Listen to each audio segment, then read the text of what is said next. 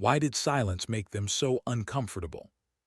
She didn't know, or maybe she did. She just refused to give it the satisfaction of an answer. The wind crawled across the grinder that morning, cold and sharp, carrying the smell of salt, steel, and sweat. Rows of candidates stood at rigid attention, boots aligned like they were trying to impress the ocean itself. But the only one who wasn't pretending to belong was her. Anna Sharma. She stood still, perfectly still, hands resting lightly at her sides, eyes locked on the horizon as if waiting for something no one else could see. You can't just stand there, sweetheart. This isn't a library. This is the grinder, Petty Officer Roar barked, his voice a mixture of exhaustion, authority, and something uglier, insecurity disguised as dominance. He was the kind of instructor who spoke in challenges, not words, the kind who needed noise to feel in control. He stepped closer, the sand crunching under his boots. Out here, silence gets you killed. Pick up your gear or get the hell off my island. The laughter that followed was hesitant, sharp, nervous bursts from the other trainees. It wasn't real laughter, it was survival. A laugh that meant, thank God it's not me. Roar turned to them, scanning the faces like a predator, making sure his authority still worked. It did for now. But Anna's calm made something deep inside him itch. It wasn't defiance, that would have been easier to crush.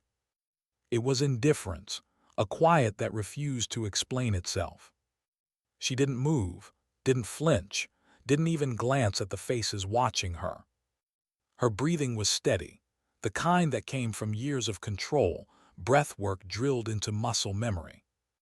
Her eyes stayed fixed on the horizon, where gray fog rolled in from the Pacific, dissolving into the cold air like smoke.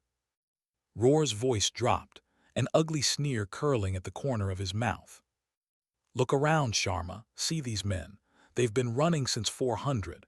They've been in that freezing water carrying logs, pushing boats.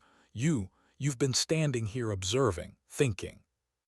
He spat the word like it offended him. This isn't a damn science project. Someone chuckled. Another adjusted their rifle strap awkwardly, trying not to be seen. Anna finally blinked, slowly, then quietly. Understood, Petty Officer. The tone was clean, crisp, no tremor, no sarcasm, nothing for him to grab onto. Across the training field, Captain Miller stood beneath the tin awning of the command hut, watching. He'd been through too many wars to mistake quiet for weakness. What he saw wasn't hesitation, it was assessment. Every shift of her stance, every flicker of focus was deliberate. She wasn't ignoring Roar, she was calculating. And Miller felt a slow, cold knot tighten in his gut. He'd seen that look before, in the eyes of people who'd already been tested by things that broke others. People who'd stopped reacting because they'd already survived worse. Roar, blind to all of it, jabbed a finger toward the farthest, most exposed stretch of the island, a jagged outcrop known as the Needle. Fine, you want to think. Go do it out there, weather watch duty. You'll stay until I relieve you. It was supposed to be punishment. The storm warnings had been flashing red all morning. Winds rising, barometer falling. But to Roar, it wasn't danger, it was theater. The men shifted uncomfortably. They knew what the Needle meant. A strip of rock barely wide enough for one tent, surrounded by water on three sides, and whether that could peel skin from bone. Anna gave a small nod. Understood, Petty Officer. No argument, no expression, just precision. She turned, secured her gear with practiced efficiency, checking every strap, every seal, every rifle component with mechanical focus. The click of her bolt sliding home was a clean metallic punctuation mark that seemed to echo louder than any shouted order. The others watched her go, her silhouette growing smaller against the endless gray until the mist swallowed her whole. Roar smirked, satisfied. Lesson for today, he said, packing in front of the group. We are a team, a chain, And a chain is only as strong as its weakest link. We leave the weak behind so the strong can move faster. Now let's get wet. They ran toward the opposite cove, boots slapping mud while behind them, Anna walked alone into the storm. The wind picked up like a living thing, a shriek that tore across the sea and ripped at her clothes. She moved with purpose, not panic. Every step mapped, every decision layered on years of experience no one here knew she had. She reached the needle before the storm hit. The outcrop jutted into the churning sea like a blade, waves exploding against it in bursts of white fury. She scanned for cover, a small crevice between two granite slabs, just deep enough to wedge into. It wasn't shelter, it was strategy. Anna knelt, securing her pack, checking her bearings. The ocean's roar was deafening now, the kind of sound that stripped thoughts from your skull. She forced herself to breathe in rhythm, counting under her breath. 4 in, 6 out, calm inside chaos. Roar thought he was teaching her a lesson about toughness. He had no idea she'd learned survival in places where storms had names like Taliban, Nightfall, and Friendly Fire. While he led his trainees into the cove, congratulating himself for his authority, Anna was building. She stacked rocks into a makeshift windbreak, checked the pressure in her water seals, then opened a small kit, the kind most didn't even know existed. Inside, copper wire, chemical heat packs, stripped batteries, a hand-cranked generator. Tools of a field engineer. The first strike of lightning hit less than half a mile away, a blinding flash followed by a metallic taste in the air. Anna didn't flinch. She marked the timing, the rhythm, the wind direction. Data, always data. Then the storm arrived. Not gradually, violently. It didn't rain, it assaulted. Horizontal sheets of water hammered the rocks, driven by winds that screamed through every crack and crevice. Waves the height of buildings smashed against the cliffs, exploding into white chaos.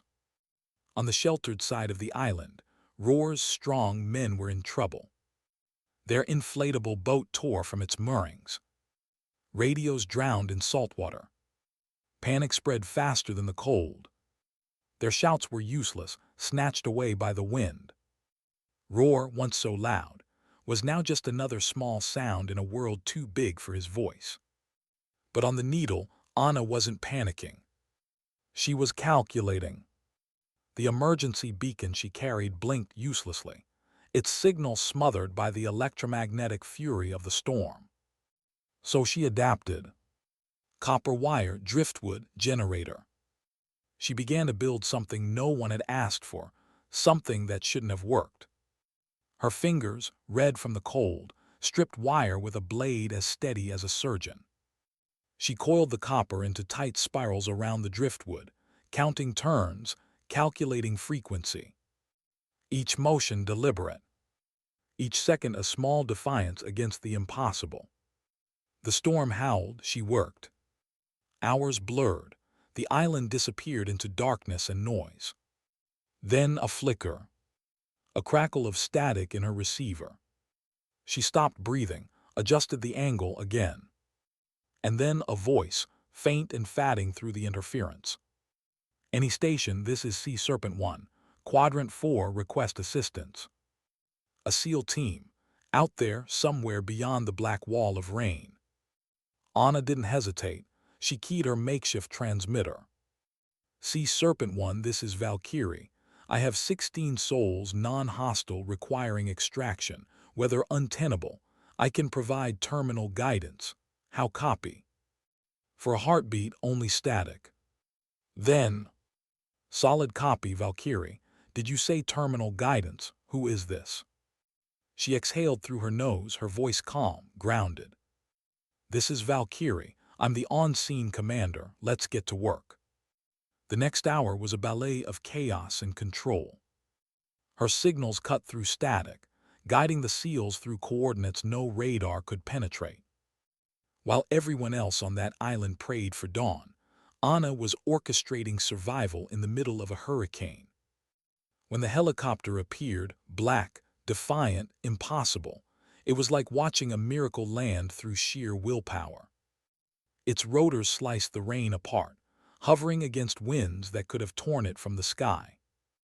Roar and his men looked up from the mud, eyes wide, unable to process what they were seeing. The searchlight swept the cove, found them, and then steadied, locked in with surgical precision. It wasn't random rescue. It was guidance. The Black Hawk descended, and through the curtain of rain they saw them, Navy SEALs, faces hidden, moving like shadows. But when their leader hit the ground, he didn't shout for orders. He didn't look for Roar. He walked straight toward the outcrop where Anna was coiling her copper wire. He didn't salute, he didn't speak loudly. He just said, through the howl of wind, "Valkyrie, Sea Serpent 1, we're on station, you brought us through hell." Roar stood frozen. His mind refused to understand. The woman he'd mocked, the one he'd abandoned, had just commanded an entire SEAL rescue in a hurricane. The storm began to break with the first pale line of dawn. The world looked new, shredded, raw, and strangely quiet. The air smelled of salt and ozone. Every trainee was accounted for, every man alive. Anna stood alone on the rocks, soaked and exhausted, watching the sea calm itself. Her face was expressionless, but in her eyes a distant grief. The kind that comes not from pain, but from memory.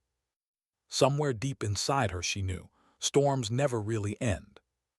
They just move on to test the next person who thinks they're stronger than silence. Why did the world feel quieter after chaos? The storm had ended hours ago, but the silence that followed was heavier than the roar that came before. It was the silence of survival, a space where men start to count the things they still have and realize how close they came to losing them. Gray light spread slowly over the island, revealing what the night had destroyed. Boats shattered, training gear scattered like driftwood. The once flat parade ground was now a muddy scar, carved by rain and fear. From the shore, a column of black uniformed figures moved with precision. The SEAL team, sweeping the island for survivors, their movements calm and methodical. They had done this before, too many times. At the edge of the needle, Anna Sharma stood alone. Her uniform clung to her like a second skin, soaked through, salt stiff in every fold. She wasn't shivering, she was still, focused. She looked down at her creation, the driftwood antenna, the copper wire, the small hand-cranked generator now burned out from overuse. It looked fragile, absurd even, but it had done what $1 million of equipment couldn't.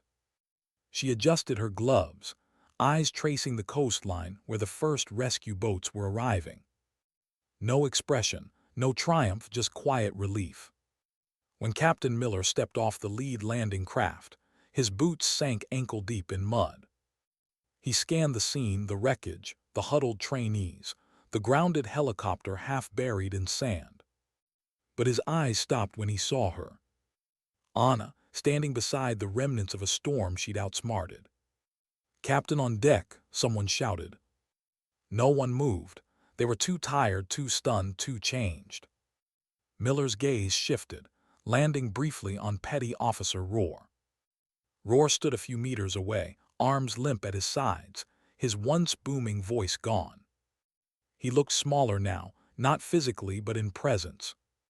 The kind of smallness that comes when a man sees his own arrogance reflected back at him. Miller didn't call him over, didn't say a word. He walked straight past him, mud splashing against his immaculate uniform, and stopped a few feet from Anna. She turned slightly, acknowledging his presence with the barest nod. Up close, Miller could see the fatigue in her face, the cracked lips, the dark circles under her eyes, but also the composure. The control. He glanced at the antenna, the generator, the signal log scratched onto a soaked notepad. "Hell of a setup," he murmured. "Temporary fix," she said, her voice rough but steady. "But it worked." The SEAL team leader approached then, a tall man with a close-cropped beard and the unspoken authority of someone used to operating in the dark. He stopped beside her and saluted. "Sir," he said to Miller, "Sea Serpent 1 reporting complete extraction. 16 rescued, 0 fatalities. We owe that to her." He nodded toward Anna. Roar took a hesitant step forward, confusion etched across his face. "Her," he echoed, voice cracking slightly. "Sir, she's a candidate she shouldn't have even." "Enough," Miller said softly. He didn't raise his voice. He didn't need to. He looked at Anna again, the storm's reflection still in her eyes. "Master Sergeant Sharma," he said, his tone suddenly formal. Roar froze. The words hit the group like a slap. Master Sergeant. It didn't make sense. She was supposed to be a trainee, a quiet woman they'd assumed didn't belong. But Miller's salute told another story. It wasn't the casual nod of a superior. It was reverence, the kind a commander gives a decorated warrior. "On behalf of the United States Navy," he said, his voice clear, "thank you. You saved my men." Roar's jaw worked soundlessly. The SEAL commander stepped forward, pulling a ruggedized tablet from his vest. "Sir, with your permission," he said quietly, "they deserve to know who she is." Miller gave a small nod. The commander tapped the screen. Anna's official portrait appeared, crisp, military formal. Below it, a list of details began to scroll. Name: Sharma Anna. Rank: Master Sergeant, United States Air Force. Specialty: Combat Controller, Special Tactics Squadron. Decorations: Air Force Cross, Silver Star, 2 oak leaf clusters, Bronze Star with Valor, Purple Heart. Qualifications: Master Parachutist, Halo and HAHO Certified Combat Diver, Joint Terminal Attack Controller. Operational experience: 2,000 plus hours. Confirmed close air support missions: 300 plus. The SEAL paused, glancing at Roar. Last deployment, she directed fire from an AC-130 in a mountain valley under sustained enemy fire. Saved an entire Green Beret ODA. That's not someone you train. That's someone who trains others. The silence that followed was suffocating. Every man on that beach was looking at Anna now, but she didn't meet their eyes. She simply continued tightening the strap on her rifle sling. There was no pride in her face, just a quiet, practiced detachment, the look of someone who didn't live for validation. Roar's lips trembled. I didn't know." Miller turned on him, his tone colder than the wind. "That's exactly the problem, petty officer. You didn't know, you didn't ask, you assumed." He took a step closer, eyes locking onto Roar's like a spotlight. "You saw a quiet woman and mistook calm for fear. You saw analysis and called it hesitation. You punished competence because it didn't look like yours." He pointed toward the sea. "You didn't just abandon her. You abandoned your own men because you were too proud to recognize a different kind of strength." Roar swallowed, his face pale. No defense came. There wasn't one. Miller's voice dropped, low and even. "You are relieved of duty, effective immediately. Report to base operations. They'll find you something that doesn't involve people." Roar nodded weakly. He couldn't look at her, couldn't face the weight of what he'd done. He turned and walked toward the transport boat, boots sinking into the wet sand with every step. Every eye followed him. No one pitied him, no one spoke. When he was gone, the captain faced the remaining trainees. He didn't raise his voice, but the words carried over the surf like a commandment. "Let this be your first real lesson," he said. "Loud doesn't mean strong, and silence doesn't mean weak. Out here, noise gets you noticed, but calm gets you home." Anna said nothing. She simply stood at attention, rainwater dripping from her hair, the faintest exhaustion in her shoulders. Miller looked at her one last time, then gave a subtle nod of respect. "Welcome back, Valkyrie." Later, when the sun rose high enough to burn the mist from the island, the legend had already started spreading. It moved faster than official reports ever could, through whispers, through awe, through shame. They called it the Valkyrie Tempest. No one knew exactly what had happened, but everyone knew who. The quiet woman who had been left to the storm had guided a SEAL team through it. The one they dismissed had become their lifeline. By evening, the story reached the mainland. By morning, it was everywhere, not as a memo, but as a warning, a mirror, a reckoning. Anna didn't care for any of it. While others whispered her name, she sat in the base infirmary, a blanket around her shoulders, hands wrapped around a metal mug of coffee gone cold. The medic had checked her vitals twice, astonished by her composure.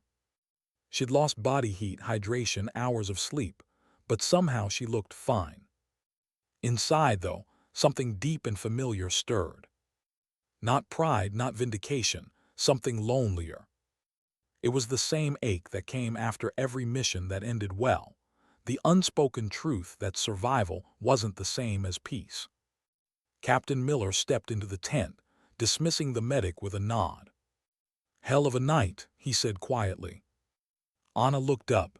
"Storms tend to bring out the truth, sir."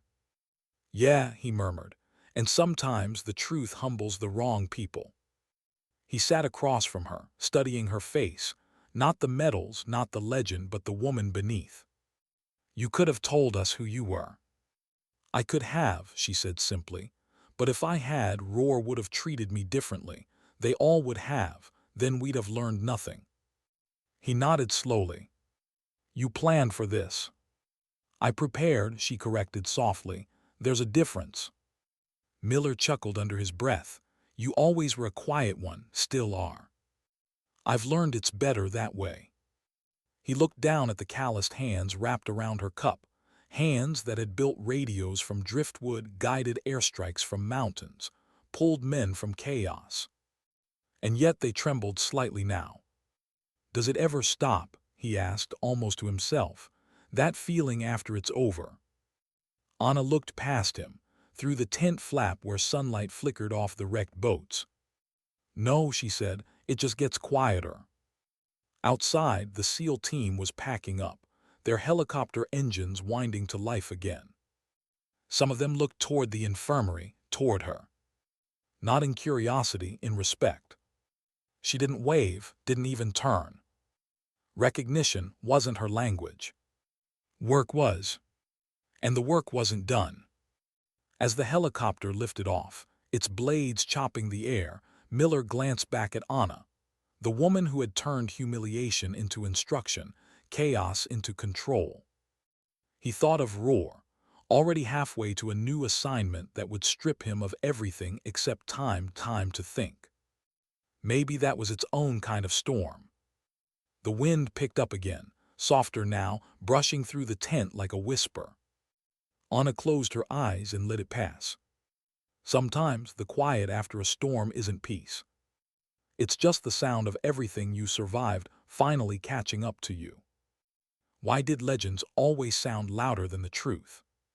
By the time the rescue team reached the mainland, the story had already started to change. In the barracks, they whispered that she'd built the radio from seawater and lightning. In the mess hall, someone said she'd stood on the cliff and called down the helicopter with a signal flare made from her own rifle rounds. Each retelling grew a little brighter, a little larger, a little further from what actually happened. But beneath the noise, there was something quieter, something truer. Every man who'd been there remembered one thing the same way. Her silence. They remembered the calm in her face while the storm screamed, the measured precision in her voice when everything else was chaos. They remembered the way she didn't ask for credit, didn't demand it. She just was. Captain Miller sat in his office, reviewing the debrief reports spread across his desk. Every line told the same story: chaos, error, redemption. He should have been writing disciplinary actions, but instead, he found himself pausing at her name each time. Master Sergeant Anna Sharma. He followed her career for years. The Air Force had tried to keep her quiet, tucked away in joint operations, special taskings, advisory roles. But her name always resurfaced, attached to missions that should have gone wrong but didn't. She was the ghost in the after-action reports, the invisible constant in every survival statistic. Now she was the name on everyone's lips. And she hated it.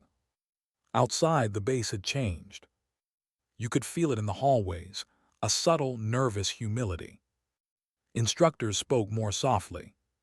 Candidates moved with a new kind of awareness, like they were trying to listen to something they'd ignored for too long. Even the ocean seemed quieter. Roar hadn't been seen since the morning Miller dismissed him. His quarters had been cleared out within hours. Rumor said he'd been sent to logistics, a desk, a file cabinet, and a lifetime to think about how pride could kill. But the truth was more complicated. Roar sat alone in a small, windowless office 200 miles inland, the smell of paper and stale coffee replacing the salt and wind of the island.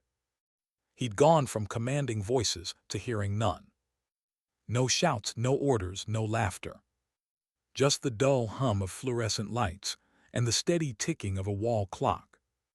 He tried to bury himself in work, requisition forms, maintenance reports, vehicle logs, but the numbers blurred into noise. Every time he closed his eyes, he saw her, standing motionless in the rain, unshaken, unbreakable. He had spent his whole career believing that strength was loud, that it needed to be seen to exist. But Anna's silence had dismantled him, piece by piece. He'd mocked her because he didn't understand her. He'd punished her because she didn't mirror him. And in doing so, he'd exposed the worst kind of weakness, ignorance dressed as certainty. Some nights he couldn't sleep. He'd hear the wind outside his apartment and flinch, remembering that scream of air and rain. Remembering how she had stood against it while he cowered behind a rock, clutching his useless radio. One evening, weeks after the storm, he found himself staring at the framed certificate of his last commendation, a neat rectangle of words praising his leadership. He pulled it off the wall and placed it face down on the desk. Then he sat there, staring at the empty space it left behind.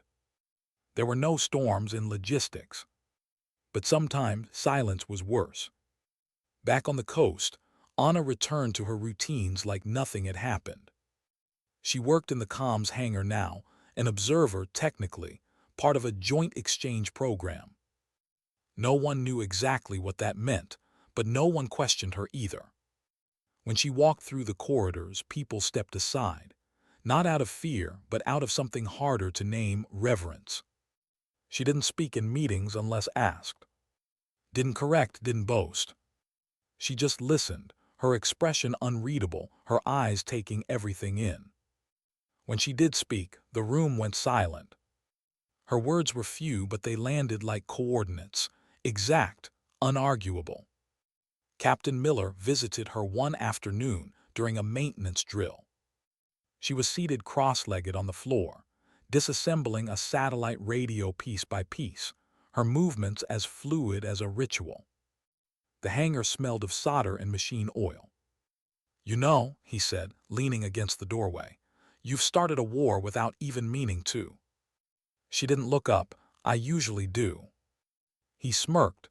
"Training command is rewriting half its protocols. Assessment criteria, selection metrics, everything." "Good," she said softly. "They were overdue." He stepped closer, folding his arms. "You know what they're calling it now, the Valkyrie principle." Anna paused, one hand hovering above a circuit board. "Sounds dramatic." "Maybe," he said, "but it's changing how they see things. They're finally realizing strength doesn't always shout. Sometimes it whispers." Anna put the circuit board down, the faintest smile ghosting her lips. Whispers get ignored until the storm hits. He studied her for a moment, trying to read what lay behind that composure. "You ever think about going back to active ops?" Her hand stilled. "I never left." That was the thing about her. She didn't need a battlefield to fight. Every system she corrected, every mind she changed, every quiet lesson she left behind, it was all part of the same mission.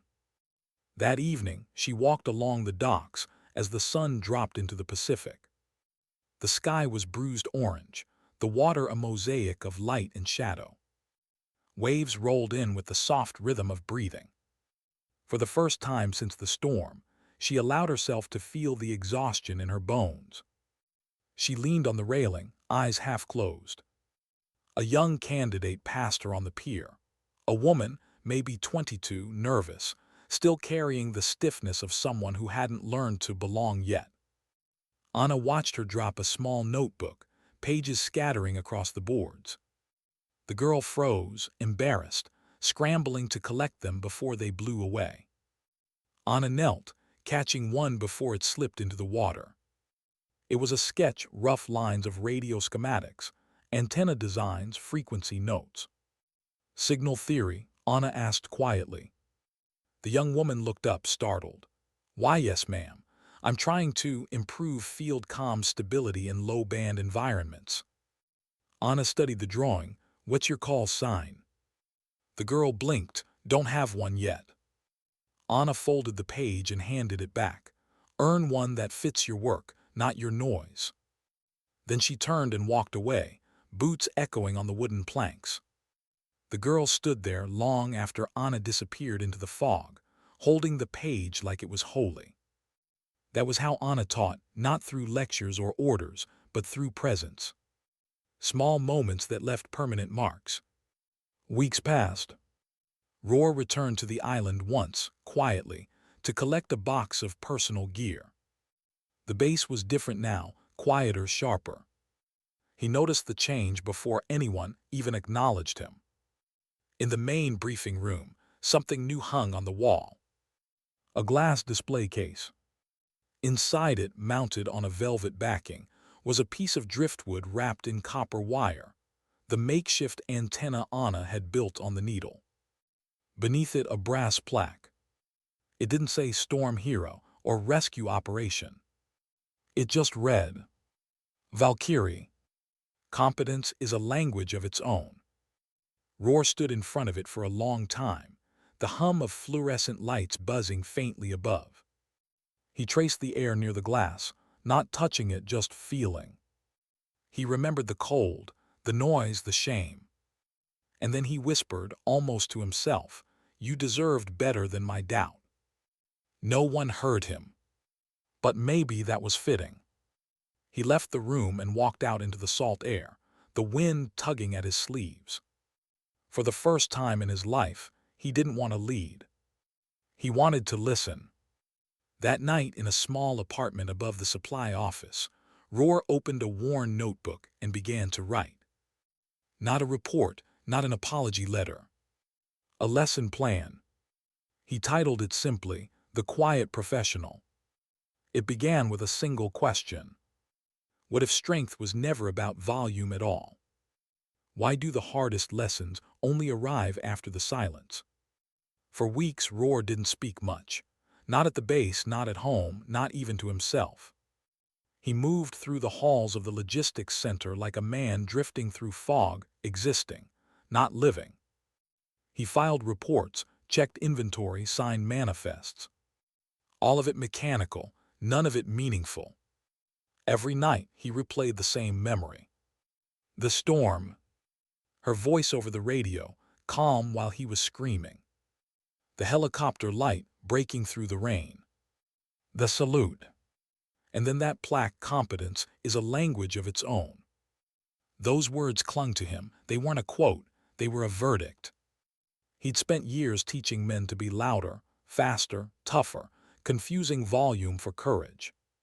He'd built soldiers in his own image, and that image had cracked. Now, all that was left was reflection. The first thing he did was stop yelling. The second was harder. He started listening.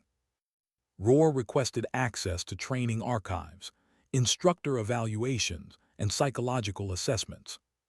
The clerk at the desk blinked. That's not your department anymore. I know, he said, but it should have been. He spent nights poring over data, not as an officer trying to grade others, but as a student trying to understand. He saw the same pattern repeating: candidates marked as hesitant, analytical, slow to react. And he recognized it. Those were the honest, the quiet thinkers, the observers, the ones who could hold chaos in their heads and not break. The system was designed to filter them out. He wrote reports, dozens of them. No one answered. Still he wrote. Every letter was part apology, part blueprint. He wrote that leadership wasn't a performance, that loud confidence might inspire in daylight but collapses in storms, that real strength is measured not in decibels but in composure. When the responses finally came, they weren't kind. Stay in your lane. Your conduct remains under review. Focus on your reassigned duties. He expected that. Change never begins with permission. Months passed. The isolation that once felt like punishment started to feel like purpose. He studied harder than he ever had as a trainee. Leadership theory, behavioral psychology, crisis communication. He filled notebooks, drawing diagrams, rethinking drills. He wasn't trying to erase who he'd been. He was trying to understand why. One night, his phone buzzed with an email from an unknown sender. No subject line. Just a single sentence. Craftsmen don't need hammers to build legacies. No signature, but he knew who it was. He stared at it for a long time, the screen's glow lighting the tired lines of his face. Then, for the first time in months, he smiled. At the same hour, hundreds of miles away, Anna Sharma was on a tarmac under the open sky. The air smelled of fuel and sea spray. She wasn't alone. A small team of young operators stood around her, waiting for direction. None of them knew who she really was. To them, she was just ma'am, the quiet Air Force advisor assigned to help restructure comms training. Problem simple, she said, crouching beside a crate of radio parts. You're blind in the storm, your beacon's dead, no GPS. What do you do? One of the younger ones, a sharp-eyed corporal, answered confidently. Reboot the backup unit, ma'am. Already fried. Deploy a drone uplink. Winds at 60 knots, drones gone in seconds. The group hesitated. Anna waited, gaze calm, patient. Finally, a smaller voice spoke, a woman near the back. Use what's around you. Anna turned toward her. Go on. Conductive material, maybe metal debris or wire. Build a directional array, improvise a signal boost. Anna nodded once. Good, how do you aim it? The woman thought, frowning. Estimate bearing to friendly base using wave direction and compass drift. Anna smiled faintly, not wide, not obvious. Just the kind of smile a craftsman gives another who finally sees the pattern. Field engineering isn't about invention, it's about translation, she said softly. You translate chaos into order. That's all comms really are. The group nodded, absorbing the lesson. But only one of them truly understood. And Anna knew that was enough. After the session, she stood alone beside the hangar, watching the clouds drift across a purple horizon. A cold wind brushed against her cheek, carrying the smell of rain. She closed her eyes. For a moment, the sound of the coming storm wasn't a threat, it was a heartbeat. Steady, familiar. A jeep pulled up behind her. Captain Miller stepped out, jacket unbuttoned, coffee in hand. Still haunting training grounds, he said with a half-smile. Habit, she replied. He joined her at the railing. For a while, neither spoke. Finally, he said, Roar been writing me. Long letters, not the man I used to know. People change, she said. Do they? She glanced at him. If they're willing to be wrong, yes. Miller took a sip of his coffee, watching the runway lights blink in the mist. He wants to come back, teach again, not as an instructor, as a student teacher, to learn first, then lead. Let him, Anna said simply. You trust him. I trust storms, she said. They strip away what doesn't matter. A week later, Roar was standing again on the grinder, the same cracked concrete where it had all begun. The same wind, the same smell of salt and rust. But everything felt different. He wasn't barking orders. He was listening. The new class of candidates stood before him, a mix of men and women, young and uncertain. He didn't pace or shout. He started with a question. What's the loudest sound you've ever heard? They hesitated. One said gunfire, another said engines. Roar nodded. Good answers, but you're wrong. He looked toward the ocean. The loudest sound you'll ever hear is your own panic, and if you can't control that, no training in the world will save you.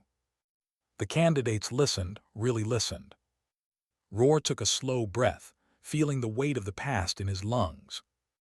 I used to think leadership was about being the loudest voice. Turns out, the real leaders are the ones who can hear through the noise. He didn't mention her name. He didn't have to. Every principle he taught carried her echo.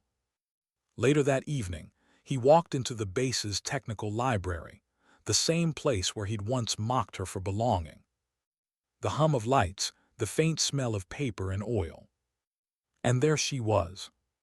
Anna sat at the same table, methodically cleaning the delicate gears of a satellite radio.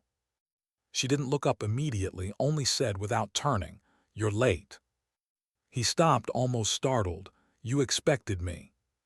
"I expected growth," she said, wiping a lens with a cloth, "and growth is rarely punctual." He smiled faintly. "I came to apologize again." "You already did." "I know, but this time I understand what I'm apologizing for." She looked up, her gaze steady. "Go on."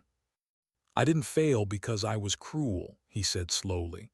"I failed because I was blind, because I thought strength looked one way and anything else was weakness. I taught men to be hammers, not craftsmen. I forgot that even hammers break." Anna listened without interrupting. When he finished, she placed the circuit board aside. "Apologies are for closure," she said quietly. "But this lesson isn't about closing, it's about opening." He frowned slightly. "Opening what?" "Perspective," she said. "Systems, minds. The real battlefield isn't out there, Roar, it's in here." She tapped her temple. "If you want to make it right, teach that." He nodded slowly. "I intend to." There was a pause. Then Anna reached into her bag and pulled out a small object wrapped in cloth. She placed it on the table. He unfolded it carefully. Inside was a single copper wire, twisted into a loop, a fragment of the antenna she'd built on the needle. Roar stared at it, speechless. "Keep it," she said. "Remind yourself that the smallest connections can change the biggest outcomes." He looked up. "You really believe people can change, don't you?" Anna smiled faintly. "I believe storms are necessary, some just take longer to pass." When he left the library that night, the copper loop sat in his hand like a compass. It didn't point north. It pointed inward. Over the next months, Roar taught again. Not drills, not shouting matches. He taught observation, reflection, composure. He taught what Anna had shown him, how silence could command, how calm could save, how competence didn't need an audience. His students listened. They didn't always understand at first, but when they found themselves in moments of failure, when radios died, when fear rose, they remembered his words. And somewhere far from that island, Anna Sharma would be in another storm, another mission, another nameless place, her voice steady through the static, guiding someone she'd never meet. Because legacy, she'd once said, isn't what you leave behind. It's what you build into others quietly enough that they never forget it. Why do some people vanish just when the world starts to notice them?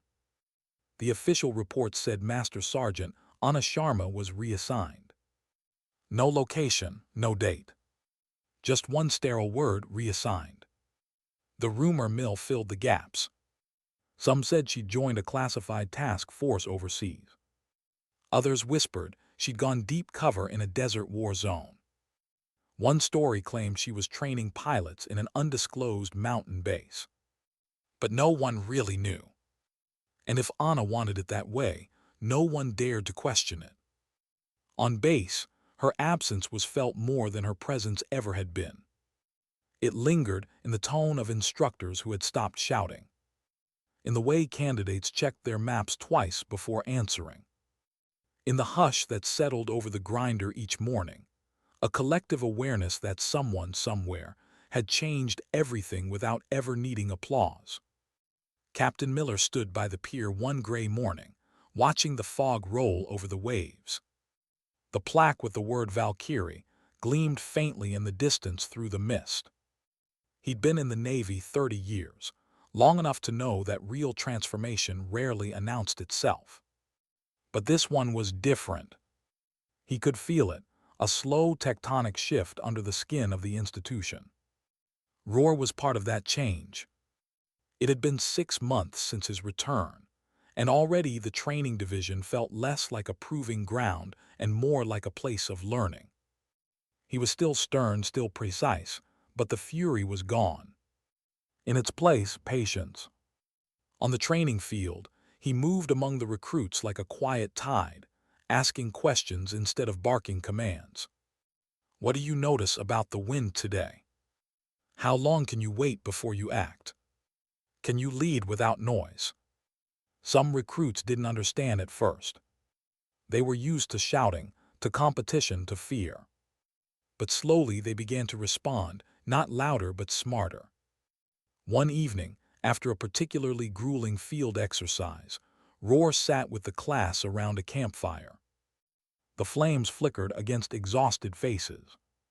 He stared into the light, then said almost to himself, "There's a story you all should know." He told them about a storm, about a woman who didn't speak when everyone else was shouting. He never said her name. He didn't have to. By the time he finished, the fire had burned low. The silence that followed wasn't uncomfortable. It was reverent. He looked up, meeting their eyes. Leadership isn't about control. It's about clarity. Find that and you'll never be lost, no matter how bad the storm gets. Across the base, small changes began to ripple outward. Instructors started introducing quiet drills, exercises designed to test composure instead of aggression. Candidates were evaluated not only on endurance or speed, but on decision-making under stress. A new category appeared on the training sheets: situational calmness. At first, headquarters questioned the modification, but the results spoke louder than any memo. Performance improved. Errors dropped. Team cohesion rose. Even the veteran SEALs noticed. "They're steadier," one instructor said during a review, "more aware, less reactive." Miller read that report twice, a faint smile tugging at his lips. He thought of Anna again, of her stillness on the storm-beaten rocks, the quiet defiance that had rewritten their entire approach to strength. He wondered if she knew what she'd done. Probably not. She wasn't the type to track her echoes. Meanwhile, far away from the polished walls and steel corridors, Anna was somewhere that didn't exist on any map. The air was thin, the horizon endless. She stood beside a rusted communications relay in a desert outpost that looked like a forgotten scar. The wind here didn't scream like the oceans did. It whispered in low, dry tones, carrying dust across the ground. She wore no insignia, no name patch, no rank. Just a simple uniform, sun-bleached and functional. A small team moved quietly around her, adjusting gear, calibrating frequencies, preparing for another operation that would never make headlines. Anna crouched beside a radio unit, testing signal strength. A soldier beside her muttered, "Can't believe we're doing this without satellite backup." She didn't look up. You don't need satellites when you have signal discipline. The man chuckled softly. You talk like you've done this before. Anna's fingers tightened a connector, eyes scanning the dials. I've done worse. When the first transmission crackled through the speaker, faint, distorted, she adjusted the gain, found the pattern and isolated it. Her voice when she spoke was calm, precise. We've got them. Let's bring them home. No one asked who them was. No one needed to. Out there, she wasn't a legend. She was a signal in the storm, doing what she always did. Working. Back at the Naval Center, Roar continued rebuilding himself. He spent his nights reading, not tactics manuals, but philosophy, history, human behavior. He filled notebooks with reflections, diagrams, half-formed theories. One evening, Miller found him alone in the library, surrounded by open books. You look like you're studying for Judgment Day, the captain said. Roar smiled faintly. Feels like I already took that test, still waiting for the grade. Miller stepped closer, looking at the scribbled notes. What's all this? Roar leaned back, trying to codify what she taught me, not in a manual, in a mindset. Miller nodded slowly. The Sharma principle. Roar smirked. The human principle. He flipped through his notes. She didn't just save lives that night. She changed what we see when we look at each other. Before her, we measured strength by noise. Now we measure it by effect. Miller studied him for a moment, then said quietly, she'd be proud of you. Roar shook his head. She'd just say, good, now teach it better. Miller chuckled, but his eyes softened. Do you ever think about what she's doing now? Every day, Roar said. But wherever she is, I know she's not finished. The following year, a new training module was officially introduced at the Naval Special Warfare Center. It was titled simply, the Valkyrie Protocol. The first slide of the briefing showed a photo, not of Anna's face, but of that same copper and driftwood antenna. Underneath the words, when chaos comes, remember the calm. Roar delivered the first lecture. He didn't mention himself. He didn't mention the storm. He spoke about awareness, humility, connection. When the class ended, he said something that stayed with every recruit long after they left the room. The storm doesn't care who you are, it only reveals you. Make sure you like what it finds. Outside, the waves crashed against the rocks like distant applause. The sun was setting, painting the horizon in shades of fire and glass. And for the first time, Roar felt peace. Not redemption, that implied the past was fixed. This was quieter. Simpler. Acceptance. He walked to the pier that evening, stopping by the plaque under the glass case. The reflection of the copper wire shimmered in the fading light. He reached into his pocket and pulled out the small, twisted loop Anna had given him, the fragment of her antenna. He set it gently at the base of the display. Thank you, he whispered. Behind him, the ocean wind stirred, soft and familiar, not violent, not cold. Almost like acknowledgement. Far across the world, Anna stood on another shore, desert dust in her hair, the glow of a radio console casting light across her face. A faint transmission came through, distant but clear. A voice she hadn't heard in a long time.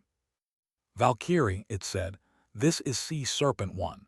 Just wanted to report your signal's still being received. She smiled, small, quiet, real. Copy that, she said softly into the mic. Keep the channel open. The wind shifted, carrying the faint echo of laughter through static. Then the line went dead. Anna leaned back, watching the stars blink into view. The desert night was vast and silent. But to her it sounded alive. Full of quiet signals, small lives still finding their way through the storm. Sometimes, she thought, you didn't need to be remembered to make an impact. You just had to leave a frequency strong enough that others could still tune in. Why does peace always arrive looking like a pause before the next storm?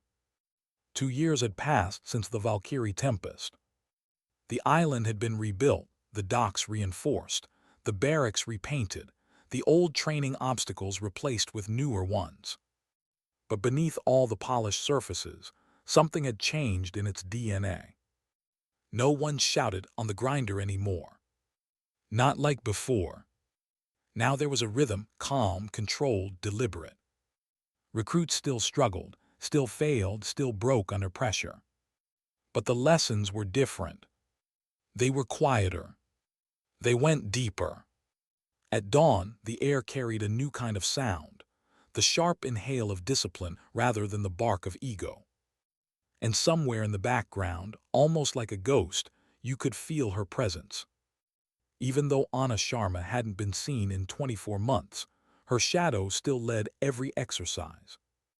Roar stood at the edge of the training field, clipboard under his arm, eyes following the candidates as they jogged through the morning mist. He was no longer the man who once roared through every drill. Now he spoke sparingly, and when he did, people listened. His hair had grayed at the edges, but his eyes had grown sharper, not harder, just clearer. He paused by a small group, struggling to assemble a field antenna. A young recruit cursed under his breath. "This isn't working, sir." Roar crouched beside him, voice low, "Show me." The recruit pointed at the wires. "The signal's dead. I think the array's broken." Roar adjusted the coil with 2 fingers, realigning the angle. "Signal's not dead," he said quietly. "You're just not listening to it." He tapped the headset. "Sometimes the world talks in static. You have to learn how to hear through it." The recruit blinked, confused. Roar smiled faintly. "Trust me, the ones who learn that, they're the ones who come home." As he walked away, another instructor, Lieutenant Vega, a sharp young officer, approached. "I've been studying your Valkyrie protocol," she said. "The part about composure drills. You're right, it works. But the higher-ups think it's too abstract, too dependent on personality." Roar chuckled. "Personality doesn't save people, principles do." Vega nodded, then hesitated. "You ever hear from her?" He didn't need to ask who her was. He shook his head slowly. "No, but I like to think she's still out there, somewhere quiet, still teaching." What neither of them knew was that far from the calm routine of the training base, a storm was building again. Somewhere in the Middle East, a U.S. reconnaissance plane had gone down near a disputed border, mechanical failure, heavy weather, no confirmed survivors. Search efforts were complicated by politics and terrain. The operation was top secret, but whispers had already reached the Pentagon. One of the downed crew was listed as technical advisor, communications specialist. The name was redacted, but Miller saw the initials buried in the encrypted report. Yes. He closed the file slowly, his chest tightening. "Valkyrie," he murmured. By nightfall, he was on a secure call with the Joint Rescue Coordination Center. "Who's leading recovery?" he asked. A voice on the other end hesitated. "Local assets are compromised. We're sending a multi-branch extraction team from San Diego. Your people." "My people," Miller repeated. "You mean Roar?" "Exactly. He's been flagged as mission advisor." Miller exhaled. "He doesn't even know she's out there." "Then you'd better tell him." When Roar entered Miller's office an hour later, his expression was puzzled but calm. The captain didn't waste time. "Recon bird went down 2 days ago in Sector Delta 9. Storm interference. No confirmation on casualties. Intel says there was a comms advisor on board." He slid the file across the desk. Roar scanned it, frowning. "Why are you telling me this?" "Because I think you'll want to see who it was." Roar's eyes reached the initials. He froze. It was like the world had narrowed to 2 letters. He looked up slowly. "You think she's alive?" Miller's face was unreadable. If anyone could survive a crash like that, it's her. "What do you need me to do?" I want you on the extraction coordination team. You know her methods better than anyone. Find her signal." Roar nodded, already halfway out the door. 3 days later, a temporary command post hummed with tension. Maps covered the walls, radios hissed with bursts of static. Satellite imagery was useless, sandstorms blocked everything. Roar stood at the operations table, headset on, scanning frequency bands. Each hiss of interference sounded like a memory. He could almost hear her voice again, buried somewhere inside the chaos. "Storm interference is too high," one technician said. "We'll never get a clean ping." Roar leaned closer to the mic. "Maybe we don't need clean. Maybe we just need pattern." He started scanning manually, listening to the rhythm of the static, short, long pause, repeat. It wasn't random. It was deliberate. He grabbed a notepad and scribbled furiously. "She's coding it," he said, "using carrier bursts manual signal, old school." Vega looked up from the terminal. "You can read that." Roar smiled faintly. "She taught me how." The message unfolded in fragments. Grid 27, wind east, visual marker white, stay low. It wasn't much, but it was enough. Within an hour, the rescue team was in the air, a convoy of helicopters cutting through the dust, guided by coordinates built from static and memory. As the storm thickened, communication faltered. Roar leaned into the radio, his voice steady. "Valkyrie, this is Serpent Command. We read your signal, hold position, we're coming." For a moment, nothing. Then a faint, crackling voice. "Copy that, Serpent Command. Took you long enough." Roar closed his eyes, exhaling. "You always did love the weather." "Wouldn't want it easy," she replied, her tone light despite the exhaustion behind it. Then the signal dropped again. Hours later, through wind and dust, the rescue team spotted smoke. A downed aircraft half buried in sand. And near it, a figure waving a reflective panel, calm and precise, like she was directing traffic instead of surviving a crash. When the helicopter landed, Roar stayed by the door, headset crackling, watching through the glass. A medic and 2 soldiers ran toward the figure.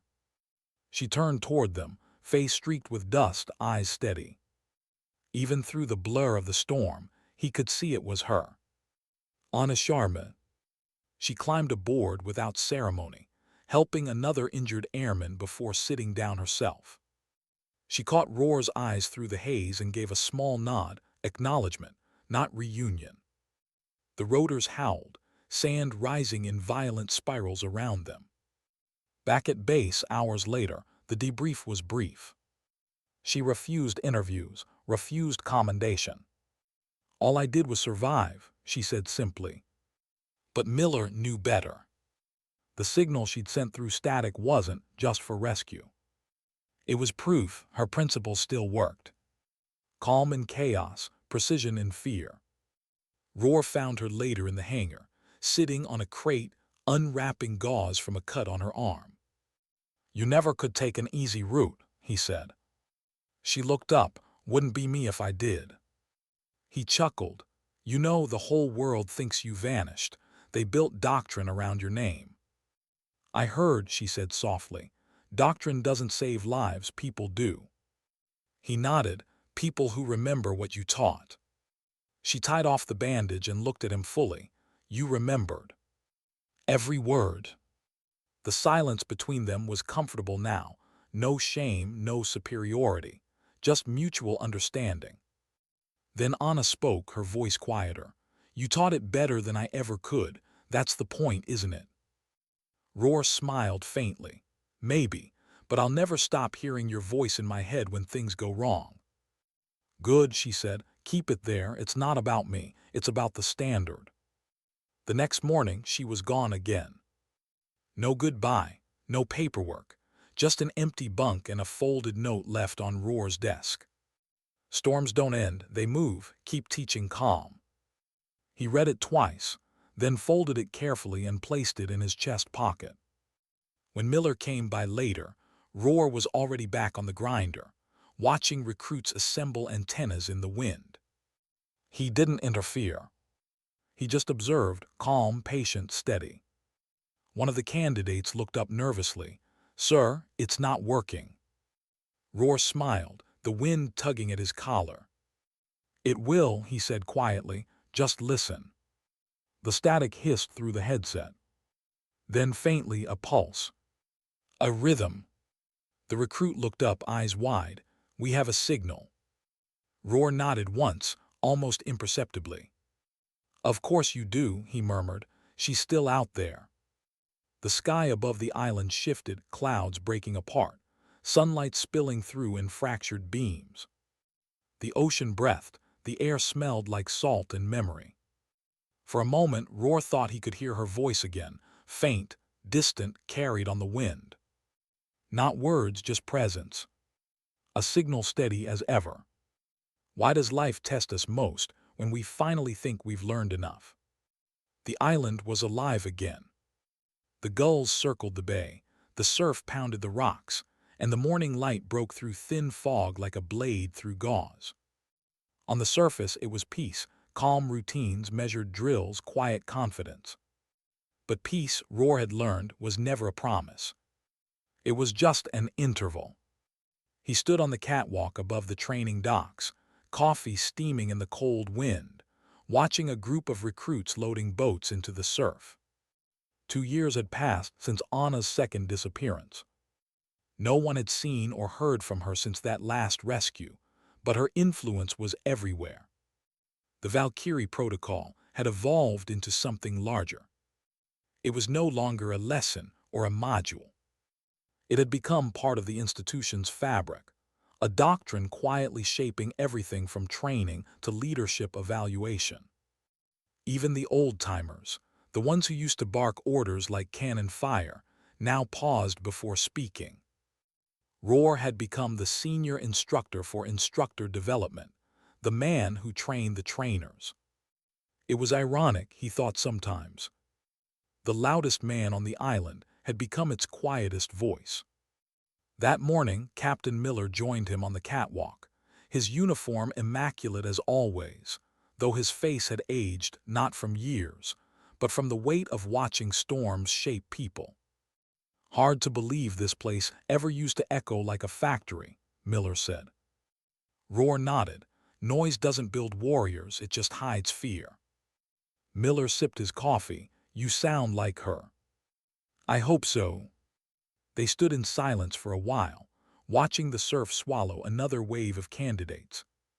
Then Miller's radio buzzed. He answered, brief words, clipped tone, then his expression shifted. "Report from the generator plant," he said. "Fuel line rupture, fire spreading fast." Roar straightened. "How bad?" "Bad enough, and the storm system moving in isn't helping." They didn't wait for more. Within minutes, the base was alive with alarms, red lights flashing across the compound, smoke twisting into the sky. The generator plant sat near the southern cliffs, a cluster of reinforced concrete bunkers feeding power to the entire training facility. When Roar arrived with the emergency crew, heat rolled toward them like a living thing. Flames poured from the ruptured line, all fed and furious. The wind made it worse, carrying sparks toward nearby fuel storage tanks. One wrong gust, and the entire south end of the island could vanish. "Evacuate that quadrant," Miller shouted. But Roar wasn't looking at the fire, he was looking at the wind. It shifted direction every few seconds, chaotic, unpredictable. He remembered Anna's words. "The world talks in static, you just have to learn to hear through it." "Get me the base map," he yelled.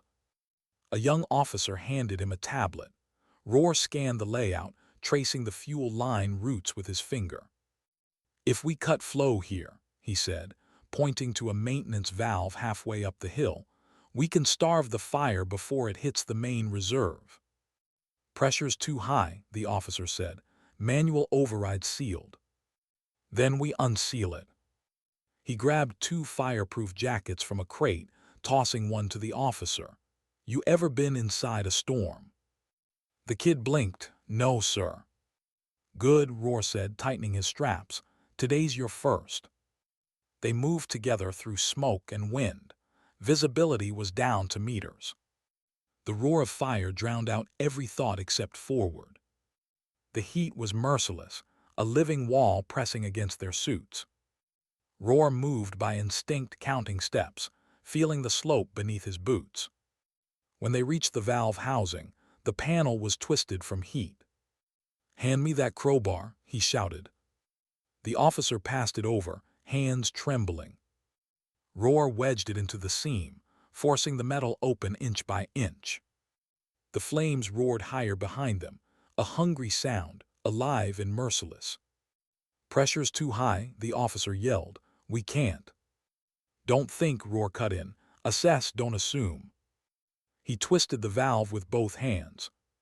For a moment it didn't move, then it gave just enough. A deep metallic groan echoed through the pipeline, followed by a sharp hiss. The fire began to change color, dimming, faltering. Fuel flow cut. "Seal it," Roar commanded. The officer moved quickly, clamping the line. Minutes later, the flames collapsed in on themselves, shrinking to smoldering patches of black smoke. The worst was over. When the all-clear finally came, the island exhaled. Fire crews soaked the remains, while medics checked oxygen levels. Roar stood a few feet from the now quiet machinery, his chest heaving, soot streaking his face. Captain Miller approached, wiping sweat from his brow. "Hell of a call," he said. "If that line had blown, we'd be halfway to the ocean by now." Roar shook his head. It wasn't instinct, it was training, hers. Miller smiled faintly. "Seems like she's still commanding from somewhere." Later, as twilight settled and the smoke drifted out to sea, Roar walked alone toward the cliff's edge. The wind was cooler now, carrying the scent of charred metal and salt. Below him the waves crashed like applause, relentless and ancient. He thought about how close they'd come, how easily the noise could have taken over again. Fear, confusion, shouting. He'd almost reverted, almost. But something inside him had held firm, not courage exactly, but composure. The kind Anna had once embodied so effortlessly. He reached into his chest pocket and pulled out the note she'd left. "Storms don't end, they move, keep teaching calm." He smiled, folding it back into place. The next morning, he called for an all-hands assembly. Every instructor, every candidate, every commander. They stood in formation on the grinder, the same cracked ground where she'd once been humiliated. Now it was sacred. Roar stepped forward, his voice carrying easily in the morning stillness. "Yesterday this base almost went up in flames," he began. "We stopped it, not because we were fast, not because we were loud, but because we were calm." He looked over the faces, men and women who had learned to measure their worth by silence and precision instead of noise. "That's what this place stands for now," he said. "Not volume, not ego, clarity. That's what she left us." He paused, scanning the horizon where the sea met the light. "Some of you weren't here when she walked this ground. You've only heard stories. Let me tell you something about stories. They're not about what happened. They're about what we choose to remember. And I choose to remember this. One quiet professional changed the entire language of strength, without shouting, without demanding." The crowd was silent. Even the wind seemed to listen. Roar lowered his voice, almost a whisper. "Competence isn't loud. It doesn't need applause. It just works, even when the world is burning." He let the words hang there. Then he stepped back, saluted the horizon, and dismissed them. That night, Captain Miller sat in his office, writing a report to command. He stopped halfway through a sentence, leaned back, and stared at the plaque on the wall, the driftwood antenna, the copper wire glinting softly in the lamplight. He reached for his pen and added a single line at the bottom of the report. "Valkyrie doctrine validated under live emergency conditions. Recommend permanent integration across all joint branches." He signed it quietly, no fanfare, no ceremony. Some legacies, he thought, didn't need monuments. They lived in reflexes, in moments, in people who learned how to stay still while the world moved. Outside, the sea murmured against the cliffs. And somewhere in that rhythm, if you listened closely enough, it almost sounded like a signal. A faint, patient voice inside the wind, guiding, steady, unbreakable. Why do the quietest people leave the loudest echoes? Years passed. The sea kept washing the island clean, again and again, as if trying to erase the memory of every storm that had ever broken there. But some things refused to be erased. The plaque on the wall of the Naval Special Warfare Center had tarnished a little, its brass darkened by salt air. Yet every morning someone still wiped it clean, a quiet ritual done without orders. The driftwood antenna, inside the glass case, remained untouched. It was fragile, primitive, impossible. But it had survived. Just like she had. Captain Miller was older now. His hair silver, his gait slower, his uniform still immaculate. He didn't command training anymore. He oversaw legacies. He walked through the halls of the base like a man moving through memory. Every corridor whispered names, some lost, some still alive, all bound by a single idea.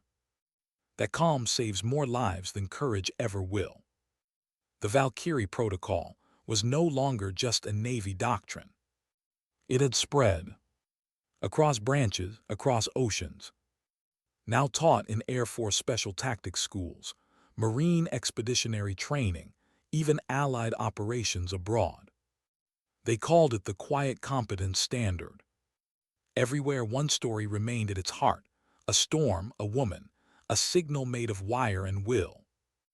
Rohr was now chief instructor of the Joint Operations Leadership Academy, the man tasked with teaching others how to teach.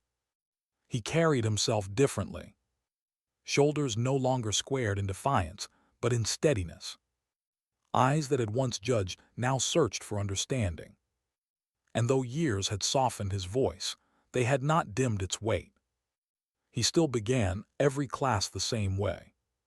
He would stand before a room of officers, men and women from every service branch, and ask, "What's the sound of competence?" The answers varied.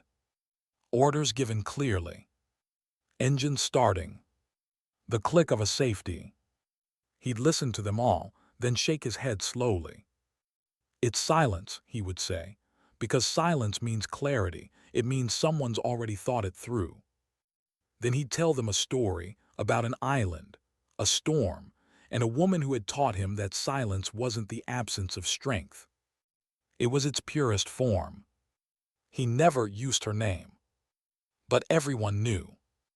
After each lecture, he would linger in the empty room for a few minutes, staring at the slide still frozen on the screen, a photo of that antenna under glass. He'd whisper quietly, "Still teaching, aren't you?" Then he'd switch off the lights. Miller visited him one afternoon, carrying a small folder marked Classified Level 5. He placed it on the desk and sat without speaking. Rohr poured 2 cups of coffee. "What's this?" Rohr asked. Miller hesitated. "Intel from a NATO operation last month. Communications relay went down during a blizzard in the Carpathians. The rescue team followed a faint emergency frequency, not standard military. They traced it to a hand-built antenna. Materials match Air Force field kits." Rohr's breath caught. Who was running the signal? "Unknown, no ID found, but they recovered a patch from the snow. Worn, faded, Air Force insignia. Beneath it, faint embroidery, Valkyrie." Rohr looked down, silent for a long moment. When he spoke, his voice was steady. "So she's gone." Miller took a slow sip of coffee. "Or maybe just further out than we can see." They both sat quietly, the hum of the air vent the only sound. Finally, Rohr said, "Do you think she ever knew what she started?" Miller smiled faintly. She didn't need to know. The point wasn't legacy, it was standard. Roar nodded, eyes distant. She used to say storms don't end, they move. Maybe she just went where she was needed next. Later that evening, when the sun sank low over the Pacific, Roar walked down to the cliffs. The air smelled of kelp and salt, the sky streaked in orange and violet. He stood where the needle used to rise before erosion took it, the place she'd once faced the storm alone. The sea below still churned, restless, endless. He reached into his jacket and pulled out the copper loop she'd given him so many years ago, the twisted fragment of that first antenna. It had darkened with time, edges worn smooth from his thumb. He looked at it for a long while, then tossed it gently into the water. It spun through the air, caught the last light of the setting sun, and vanished beneath the waves. "Goodbye, Valkyrie," he whispered, "and thank you." The words didn't echo. They didn't need to. The wind carried them. 2 days later, during a briefing at the academy, Roar introduced a new exercise for the next generation of leaders. It wasn't about strength or endurance. It was about composure. He called it Signal in the Storm. Candidates were blindfolded, their comms jammed, their teams scattered. Their task, to reestablish connection not by shouting, not by panicking, but by building trust and structure from chaos. Most failed at first. Some broke down. But the ones who didn't, the ones who listened, observed, stayed calm, always found the signal. When they did, Roar would say only one thing. "That's Valkyrie." And every recruit who passed through that academy carried the lesson onward. To war zones, to rescue missions, to quiet moments of fear when they'd hear static and remember what calm sounds like. Across the years, stories multiplied.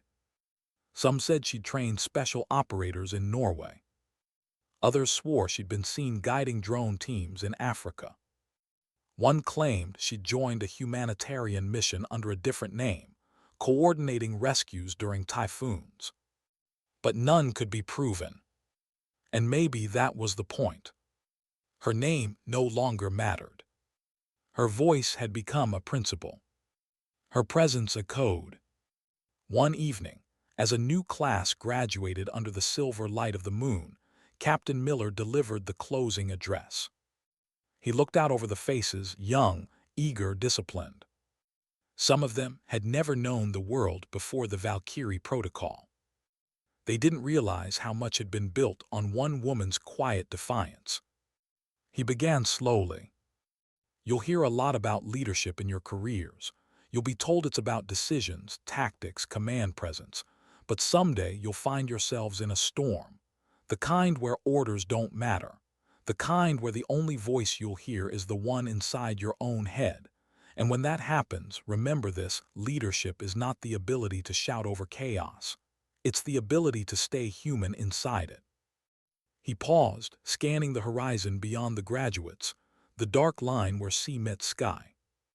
"There once was someone who showed us that," he continued quietly. "She didn't demand respect. She earned it by never needing to ask for it. Her strength was in her silence, and her silence changed everything." The wind picked up, fluttering the flags, and for a moment, even Miller's voice softened. "She taught us that dignity doesn't speak, it acts." He stepped back, letting the words settle into the hearts of the young operators standing at attention.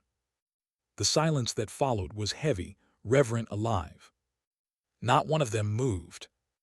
Later that night, when the ceremony ended and the lights of the base dimmed, Miller walked the quiet path toward the pier. The ocean breathed against the rocks below, slow and steady. He stood there, hands behind his back, and listened. At first, it was just the sound of waves. Then something faint. A soft, rhythmic pulse through the static of a far-off radio tower. He leaned forward, eyes narrowing. 3 short bursts, a pause too long. A code old school. He recognized it instantly. "Stay steady." He smiled, the kind of smile that held both pride and grief.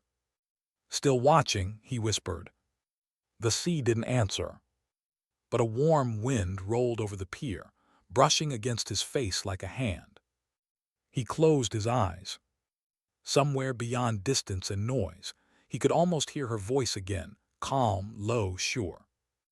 When the storm comes, remember what you've built. Don't raise your voice, raise your standard. He opened his eyes to the horizon. The dawn was breaking again, soft gold spilling over the waves. The world had moved on, yes, but the signal remained. Because she was never just a soldier. She was a standard. And standards don't die. They are carried forward through lessons, through people, through quiet acts of competence that no one applauds but everyone feels. Long after names fade and uniforms change, there will always be storms. And somewhere in every storm there will be someone like her, silent, focused, deliberate. Someone who doesn't panic, who doesn't need to prove anything. Someone who just gets to work. The world won't always remember their names, but it will always move forward because of their actions. Because sometimes dignity doesn't speak. It simply acts.